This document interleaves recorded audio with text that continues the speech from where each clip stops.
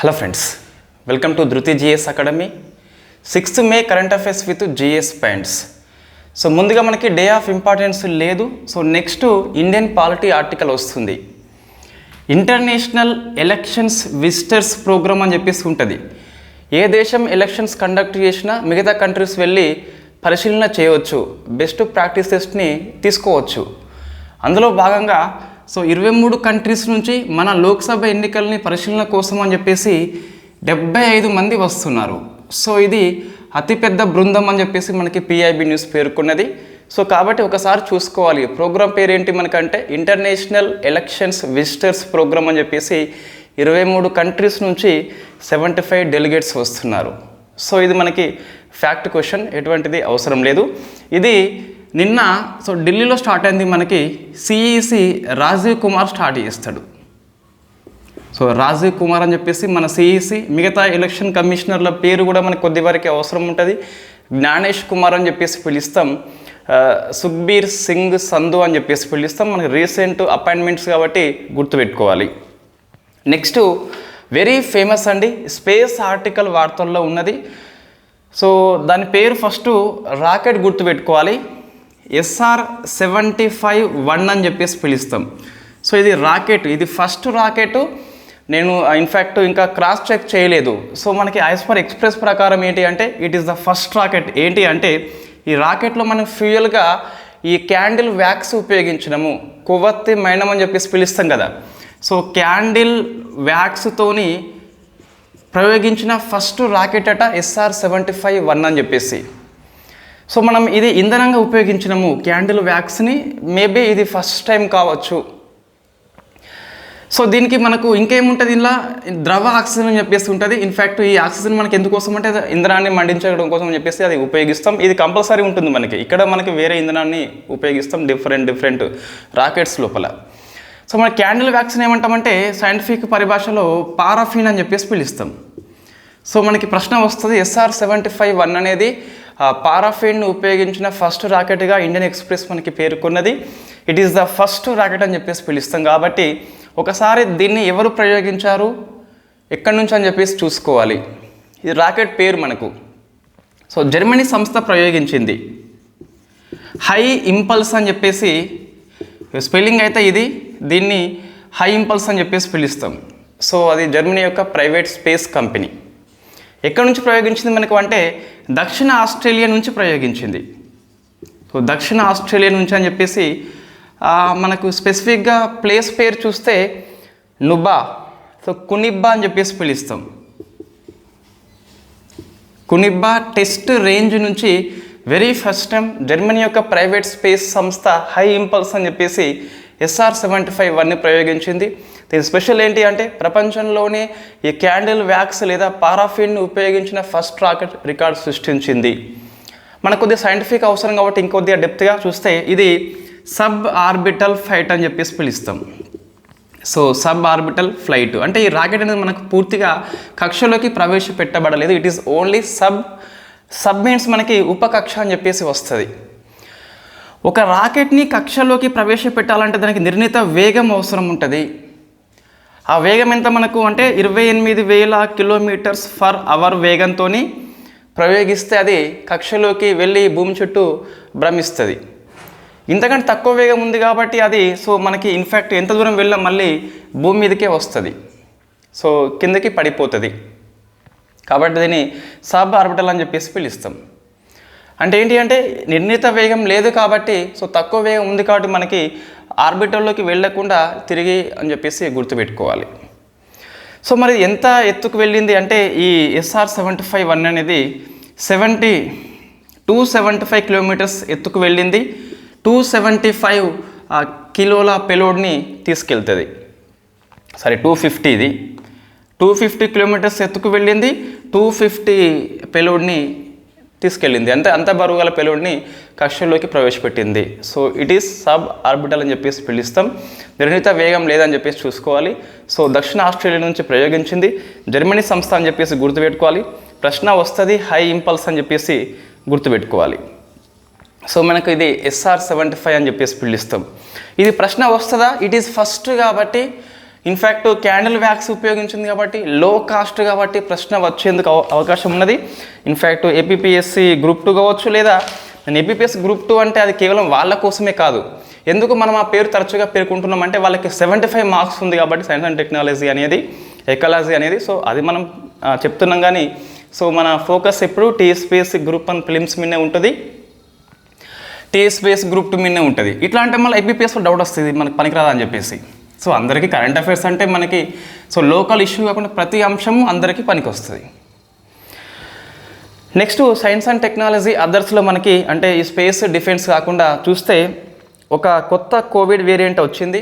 దాని పేరు మనకి FLIRT అని చెప్పేసి ఉన్నది. సో నేమ్ ఏంటి మనకంటే FLIRT అని చెప్పేసి దాదాపు అన్ని పేపర్లో వచ్చి ఉంటాయి. తెలంగాణ పేపర్లో అయితే వచ్చింది, హిందూ పేపర్లో అయితే వచ్చింది. సో మనకి ఇన్ఫ్యాక్ట్ ఫ్లర్ట్ అంటే ఇది ఒక కోవిడ్ యొక్క వేరియంట్. దేంది అంటే మనకి ఒమిక్రాన్ ఉంది కదా, సో ఒమిక్రాన్లో ఇది ఒక సబ్ వేరియంటు.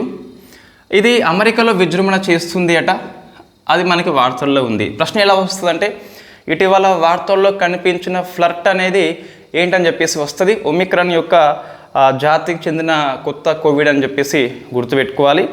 ఇంకా ఒమిక్రాన్ యొక్క JN.1 అని చెప్పేసి వంశం అట ఇది. సో JN.1 వంశం యొక్క వేరియంట్గా మనకి ఆ కథనం పేర్కొంటుంది. జస్ట్ ఆ పేరు గుర్తుపెట్టుకోవాలి సరిపోతుంది. నెక్స్ట్ మనకు సో ఎన్విరాన్మెంట్ ఇష్యూ లోపల వెరీ ఫేమస్ ఇది మనకి ఈరోజు వచ్చిన ఎక్స్ప్రెస్ ఆర్టికల్. సో ఏంటి అంటే పుల్ల యొక్క టైగర్ ట్రాన్స్లోకేషన్ అని చెప్పేసి పిలుస్తాం. ట్రాన్స్లోకేషన్ అంటే ఒక టైగర్ రిజర్వ్ నుంచి మరొక టైగర్ రిజర్వ్కి పులుల యొక్క పునఃప్రవేశాన్ని మనము ట్రాన్స్లోకేషన్ అని చెప్పేసి పిలుస్తాం. సో ఇప్పుడు మనకి విత్ ఇన్ ద స్టేట్ చేస్తుంది మహారాష్ట్ర, NCTA ఆమోదించింది. సో ఏంటి అంటే మనకు మహారాష్ట్రలో ఉన్న తడోబా టైగర్ రిజర్వ్ నుంచి సో TTR అని చెప్పేసి పిలుస్తాం. ఇక్కడ నుంచి మహారాష్ట్రలో ఉన్న సహ్యాద్రి టైగర్ రిజర్వ్కి ఒక 2 పులులు ట్రాన్స్లోకేషన్ చేస్తున్నారట. సో మనకిది it is not first time, ఇది ఎప్పుడు మనకి జరిగే ప్రక్రియ లోపలనే. సో ఈ సహ్యాద్రి ఏంటి అంటే భారతదేశంలో 0 పులులు ఉన్న ఒకానొక టైగర్ రిజర్వ్ అని చెప్పేసి పిలుస్తాం. కాబట్టి పులుల సంఖ్య తగ్గిపోయింది కాబట్టి ఈ తడోబా నుంచి మనకి ఈ సహ్యాద్రికి ట్రాన్స్ఫర్ చేస్తున్నారు కాబట్టి it is with in the state అని చెప్పేసి పిలుస్తాం. అంతర్రాష్ట్రం కాకుండా విత్ ఇన్ ద స్టేట్ మనకు. అయితే భారతదేశంలో టైగర్ యొక్క ట్రాన్స్లోకేషన్ ప్రాజెక్టు ఫస్ట్ ఏంటి ఇది మనం చూసుకోవాలి కంపల్సరీ. ఇటువంటి మనకు రెగ్యులర్ GS పుస్తకాలు కనిపించవు. సో మధ్యప్రదేశ్లో మనకి ఒక 2 టైగర్ రిజర్వులు ఉన్నాయి. ఒకటి కున్హా అని చెప్పేసి పిలుస్తాం, మరొకటి బాంధవ్గర్ అని చెప్పేసి పిలుస్తాం. సబ్జెక్ట్ కరెంట్ అఫైర్స్ ఎంత డెప్త్ అవుతే అంత GSలో ఎక్కువ స్కోర్ చేయవచ్చు, మన సబ్జెక్ట్ మెయిన్స్లో ఉంటే అందులో ఎక్కువ స్కోర్ చేయవచ్చు. సో ఈ రెండింటి నుంచి మనకి ఇన్ఫ్యాక్ట్ ఒడిశాలో ఉన్న సత్కోసియకి పంపడం జరిగింది. ఇది భారతదేశంలో first, but it is completely fail అయిపోయింది. ఈ పుళ్ళు పోయి ఇన్ఫ్యాక్ట్ మళ్ళీ కనిపించలేదు, చనిపోయినాయి అని చెప్పేసి చెప్పొచ్చు. ఇన్ఫ్యాక్ట్ కారణం ఏంటి అంటే ఈ ప్రాజెక్ట్లో కొన్ని లోపాలు మనకు కనిపిస్తున్నాయి. ఈ సత్కోసియ యొక్క హ్యాబిటేట్ ఏదైతే ఉందో ఆ టైగర్ రిజర్వ్ని సరిగ్గా సిద్ధం చేయలేదు.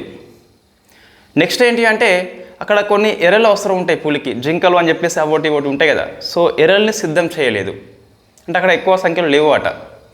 నెక్స్ట్ ఆ లోకల్ కమ్యూనిటీ సిద్ధం చేయలేదు. స్థానిక యొక్క భాగస్వామ్యం లేకుంటే సక్సెస్ కాదు ప్రోగ్రామ్ మనకి. సో ఇన్ఫ్యాక్ట్ పులులు పోయినాయి, వాళ్ళు భయపడ్డారు. సో భయపడ్డాక చంపేస్తారు కాబట్టి చంపేయడం జరిగింది. కాబట్టి ఈ ప్రాజెక్టు లోపాలు చూసుకొని దీన్ని మంచి ప్లాన్గా చేస్తున్నారు. అంటే ట్రాన్స్లోకేషన్ అనేది ఇన్ఫ్యాక్టు ఈ పునఃప్రవేశం లోపల 2వ స్టేజ్ అని చెప్పేసి పిలుస్తాం. సో మరి ఫస్ట్ స్టేజ్లో ఏముంటుందంటే ఈ ప్రాజెక్టులో లోపాలు ఏవైతే ఉన్నాయో దీన్ని సవరణ చేసేదే ఫస్ట్ స్టేజ్ అని చెప్పేసి పిలుస్తాం. ప్రశ్న డెప్త్గా వస్తే ట్రాన్స్లోకేషన్ అనేది టైగర్ ప్రాజెక్ట్ లోపల 2వ దశ అని చెప్పేసి పిలుస్తాం. మరి ఫస్ట్ స్టేజ్లో ఏముంటుందంటే ఫస్ట్ ఈ సహ్యాద్రి యొక్క హ్యాబిటేట్ని సిద్ధం చేయాలి, పులి యొక్క నివాసానికి అనుగుణంగా దాన్ని మార్చాలని చెప్పేసి లోకల్ కమ్యూనిటీ యొక్క భాగస్వామ్యాన్ని అవేర్నెస్ కల్పించాలి. పులి మీకు ఏం చేయదని చెప్పేసి అవేర్నెస్ కల్పించాలి, ఎర్రలను పెంచాలని చెప్పేసి ఫస్ట్ స్టేజ్లో ఉంటుంది. సో ప్రశ్న డెప్త్గా వస్తే మనకి ట్రాన్స్లోకేషన్ అనే ప్రక్రియ ఫేజ్ 2 అని చెప్పేసి పిలుస్తాం. ఇన్ఫ్యాక్టు ఏది టైగర్ రికవరీ ప్రాజెక్ట్ లోపల టైగర్ రికవరీ అంటే మనకి 0 అయింది కదా, మళ్ళీ తిరిగి చేయాలి కాబట్టి టైగర్ రికవరీ లోపల ఫేజ్ 2 అని చెప్పేసి ట్రాన్స్లోకేషన్ని పిలుస్తాం. ఫేజ్ 1లో ఏముంటుంది అంటే ఆ టైగర్ రిజర్వ్ని ఈ టైగర్ కోసం సిద్ధం చేయాలి, సరైన సౌకర్యాలు కల్పించాలి, స్థానిక భాగస్వామ్యాన్ని ప్రోత్సహించాలి టైగర్ పట్ల. నెక్స్ట్ ఇంకోటి ఎరలను కూడా పెంచాలని చెప్పేసి చెప్తుంది. నెక్స్ట్ మనకు ఇన్ఫ్యాక్ట్ ఈ ఏపీపీఎస్సీ గ్రూప్ 2 మెయిన్స్ వాళ్ళు స్కిప్ చేయవచ్చు, ఇంకా మనకి ఎటువంటి ఆర్టికల్స్ లేవు. నెక్స్ట్ జాగ్రఫీ మనకి ఇది హిందూ పేపర్లో వచ్చింది. ఈ ముల్లా పెరియార్ డ్యామ్ విషయంలో ఈ తమిళనాడు అయితే కేరళ మీద సుప్రీంకోర్టులో పిటిషన్ వేసింది. ఒక 2 వర్డ్స్ ఉపయోగించింది. ఆ 2 వర్డ్స్ ఏంటంటే మనకి ఇంగ్లీష్లో చూస్తే ఈ కేరళ ప్రభుత్వం అనేది ఈ డ్యామ్ పట్ల 2 వైఖరులు ఫాలో అవుతుందట. ఏమన్నదంటే క్రయింగ్ ఫౌల్ అని చెప్పేసి అన్నది, అంటే ఏడుస్తుంది, ఈ డ్యామ్కు సేఫ్టీ లేదు, ఎప్పుడు కూలిపోతుందో మాకు ఇబ్బంది అని చెప్పేసి ఏడుస్తుంది. మరొక వైపు తమిళనాడు ప్రభుత్వం దాని నిర్వహణ చేస్తుంది కదా, కేరళలో ఉన్నది బట్ మేనేజ్మెంట్ తమిళనాడు ప్రభుత్వం కాబట్టి ఈ చేసే పనులకి విల్ఫుల్గా అబ్స్ట్రక్టింగ్ చేస్తుందట, అంటే అడ్డుకుంటుందట. సో ఇన్ఫ్యాక్ట్ ఈ డ్యామ్ సేఫ్టీ విషయంలో ఇన్ఫ్యాక్ట్ మనకి కేరళ యొక్క ఫిర్యాదు ఏంటి అంటే ఇది ఎప్పుడో నిర్మించింది, మనకు ఎప్పుడు 1887లో నిర్మిస్తే 1895లో పూర్తి అయిపోయింది. స్టార్టింగ్ చేస్తే మనకు జాన్ పెన్నీ క్యూక్ అని చెప్పేసి బ్రిటిష్ ఇంజనీర్ దాన్ని నిర్మాణం చేస్తాడు. అప్పుడు వాస్తవంగా మనకు ఎవరున్నాయి, ఇన్ఫ్యాక్ట్ చెన్నై అని చెప్పేసి ఇట్లా పేర్లు లేకుండే, పాండ్య మనకు రాజ్యం ఉండే. సో పాండ్య రాజ్యం మనకి ఏంటి అంటే మధురై అని చెప్పేసి పిలుస్తుంది ఒక రాజధాని, ప్లస్ ట్రావెంకూర్ అని చెప్పేసి కేరళ. ఇది ట్రావెంకూర్ మధ్య 999 ఇయర్స్ గాను లీజుకి ఇస్తారు. ఇది తర్వాత దీన్ని పునరుద్ధరణ చేసుకుంటూ వస్తున్నారు. సో దీని ప్రకారం చూస్తే మనకి పెరియార్ ఎక్కడ ఉన్నది, ఇది కేరళ లోపల ఉంటుంది. సో కేరళ లోపల ఉన్న పెరియార్ రివర్ ఉంది కదా, సో ఆ నది దాని యొక్క ఉపనది ముల్లా అని చెప్పేసి పిలుస్తాం. సో పెరియార్ ప్లస్ ముల్లా కలిపి మనకి ముల్లా పెరియార్ అని చెప్పేసి వచ్చింది. సో ముల్లా యార్ అని చెప్పేసి నది కేరళ లోపల ఇడుక్కి డిస్టిక్ ఉంటుంది, అక్కడ ఉంటుంది. మనకు రెండింటి పేరు మీదుగా ముల్లా పెరియార్ అని చెప్పేసి డ్యామ్కి పేరు వచ్చింది. సో కేరళలో మనకి ఈ రెండింటి యొక్క నది సంగమం మీద ఈ ప్రాజెక్టు కట్టారు. ఇది తమిళనాడు కోసం కట్టారు. తమిళనాడు మేనేజ్మెంట్ చేస్తుంది, కేరళలో మనకి ప్లేస్ అని చెప్పేసి చూసుకోవాలి. కేరళ ప్రభుత్వం ఏమన్నా ఎప్పుడో పాతపడ్డది, దీనికి సేఫ్టీ లేదని చెప్పేసి ధ్వంసం చేసి మళ్ళీసారి దీన్ని వేరే కట్టాలని చెప్పేసి ఎప్పటి నుంచో కేరళ యొక్క ఫిర్యాదు, అంటే సో క్రయింగ్ చేస్తుందట డ్యామ్ సేఫ్టీ పట్ల. మరొక వైపు ఏం చేస్తుంది అంటే తమిళనాడు దీని యొక్క పనులు చేసినప్పుడు సేఫ్టీ కోసం అని చెప్పేసి ఈ మరమ్మతులు చేసినప్పుడు కేరళ ప్రభుత్వమే అడ్డుకుంటుందట. ఒకవైపు ఏడుస్తుంది, మరోవైపు అడ్డుకుంటుందని చెప్పేసి ఈ విషయాన్ని సుప్రీంకోర్టులో కేసు వేయడం జరిగింది. సో అందుకు మనకి వార్తల్లో ఉంది. ఇక్కడ మనం ఏం డిస్కస్ చేస్తున్నామంటే ముల్లా పెరియార్ డ్యామ్ గురించి డిస్కస్ చేస్తున్నాం. సో అది మనకి ఎట్లా వస్తుంది అంటే ఏ 2 రాష్ట్రాల మధ్య డిస్ప్యూట్ అని చెప్పేసి వస్తుంది. తమిళనాడు ప్లస్ కేరళ అని చెప్పేసి పిలుస్తాం. అది ఏ నది మీద అని చెప్పేసి వస్తుంది, పెరియార్ నది ప్లస్ దాని ఉపనది ముల్లా యార్ అని చెప్పేసి కేరళ లోపల ఇడుక్కి డిస్టిక్ అని చెప్పేసి ఉంది. సో మేనేజ్మెంట్ ఎవరు మనకి తమిళనాడు అని చెప్పేసి పిలుస్తాం. సో కట్టింది ఎవరు మనకి 1887లో శంకుస్థాపన చేస్తే 95లో అయిపోయింది మనకు జాన్ పెన్నీ క్యూక్ అని చెప్పేసి బ్రిటిష్ గుర్తుపెట్టుకోవాలి. ఇది జాగ్రఫీ ఆర్టికల్ మనకు. నెక్స్ట్ ఒక ఆపరేషన్ వార్తల్లో ఉంది. సో ఆపరేషన్ కగర్ అని చెప్పేసి పిలుస్తాం.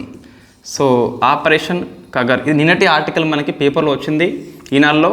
ఇన్ఫ్యాక్ట్ మనకు ఆ పేజీ నిన్న ఇక్కడ కనిపించలేదు. సో ఆపరేషన్ కగార్ అంటే ఒక రోజు మిస్ అయినా నెక్స్ట్ రోజు మనం కంపల్సరీ కవర్ చేస్తాం. సో ఆపరేషన్ కగార్ అని చెప్పేసి ఎందుకు వార్తల్లో వచ్చింది అంటే ఇన్ఫ్యాక్ట్ మావోయిస్టులు దీన్ని పేరు ప్రస్తావన చేసిండ్రు.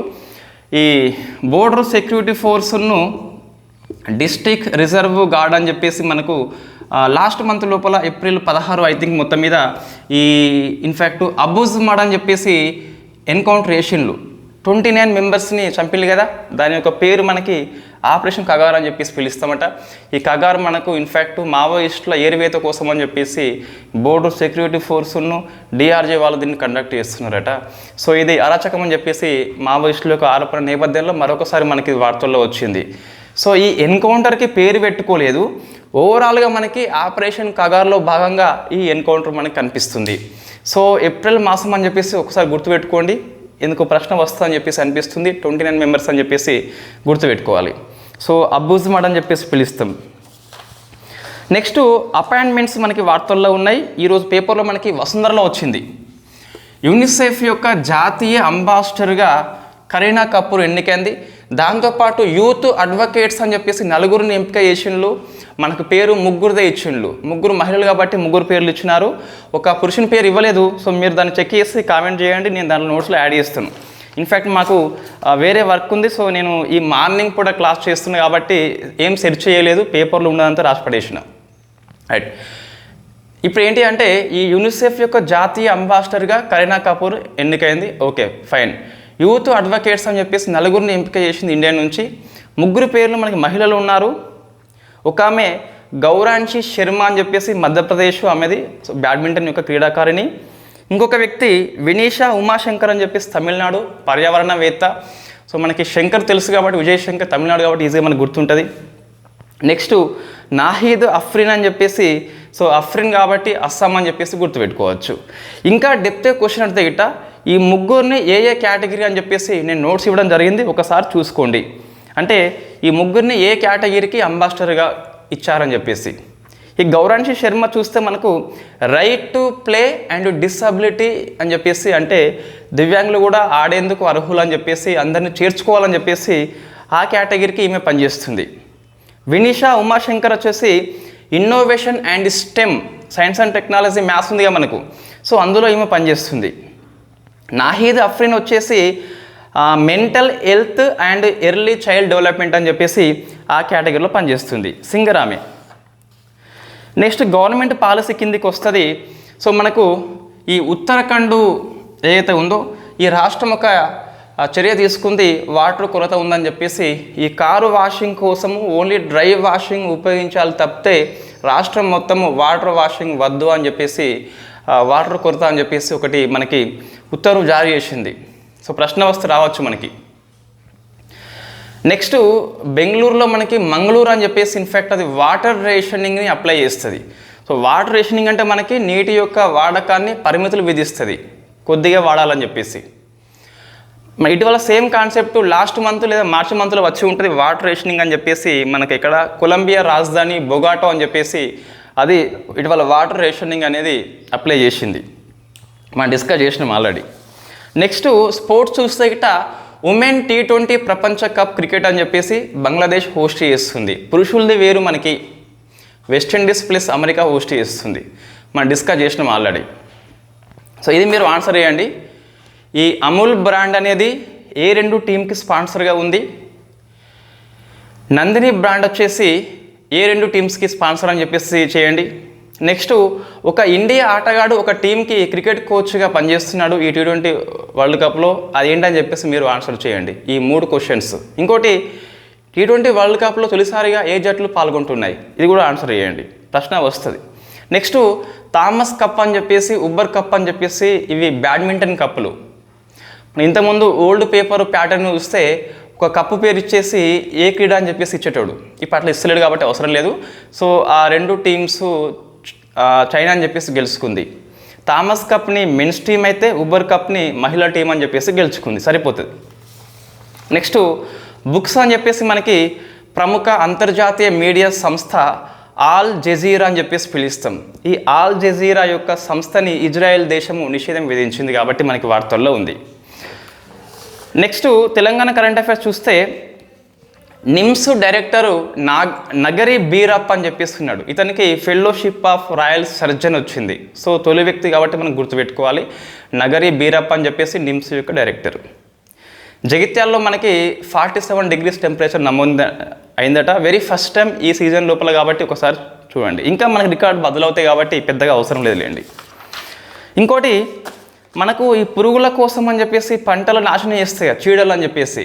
సో ఇక్రిసాట్ అనేది ప్లాంటిక్స్తో కలిపి ఒక మొబైల్ యాప్ రూపొందించింది నియంత్రణ కోసం అని చెప్పేసి. ప్లాంటిక్స్ ప్లస్ ఇక్రిసాట్ అనేది చీడల యొక్క నియంత్రణ కోసం అని చెప్పేసి మొబైల్ యాప్ రూపొందించింది.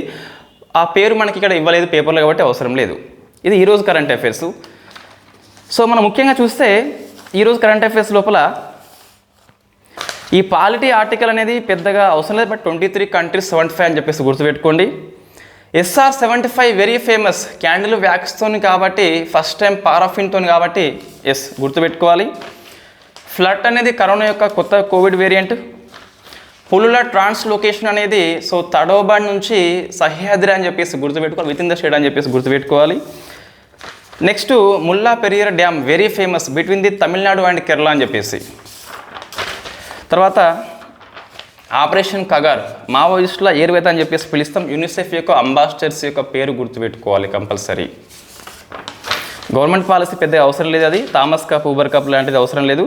సో బుక్స్ కొద్ది వరకు అవసరం మనకి. ఆల్ జజీరా అనే పత్రికని, అది ఖతార్ పత్రిక, వన్ ఆఫ్ ది ఫేమస్ అది. సో ఇన్ఫ్యాక్ట్ అరబ్ కంట్రీస్ లోపల వన్ ఆఫ్ ది ఫేమస్ అది.